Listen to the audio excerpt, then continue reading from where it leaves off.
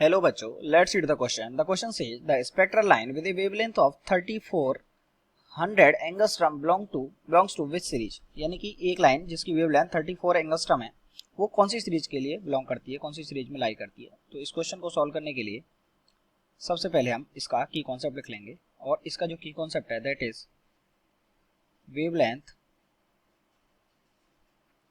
Of spectral lines.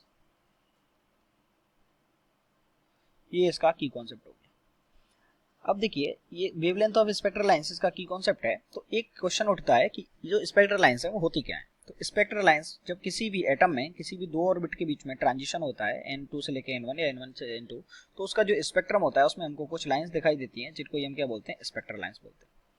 अब देखिए इन spectral lines की एक सर्टेन वेवलेंथ होती है, तो हमको वो बताया गया है कि जो इसकी वेवलेंथ है लेमडा जो हमको गिवन है वो गिवन है हमको 3400 एंगस्ट्रम।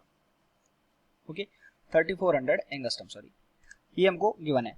तो वी नो दैट कि देखिए सबसे पहले हमको पता होता है विजिबल रीजन। तो विजिबल रीजन कहां से कहां तक होता है, विजिबल रीजन होता है 3800 से लेके 7000 एंगस्ट्रम तक। ये क्या होता है, विजिबल रीजन होता है, विजिबल रीजन होता है। और विजिबल जो रीजन है उसमें कौन सी वेवलेंथ लाई करती है, उसमें वेवलेंथ लाई करती है उसमें कौन सी सीरीज लाई करती है, बामर।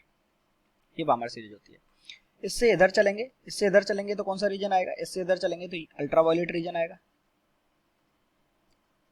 ओके इससे अगर हम इधर चलेंगे अल्ट्रावायलेट रीजन आएगा। और हम इधर ही क्यों जा रहे हैं, क्योंकि जो 3400 जो हमको क्वेश्चन में गिवन है, अगर इस डायरेक्शन में हमारी वेवलेंथ बढ़ रही है जैसे कि 3800 फिर 7000 एंगस्ट्रम, तो जो 3400 है वो कहीं ना कहीं यहाँ पे लाई कर रहा होगा।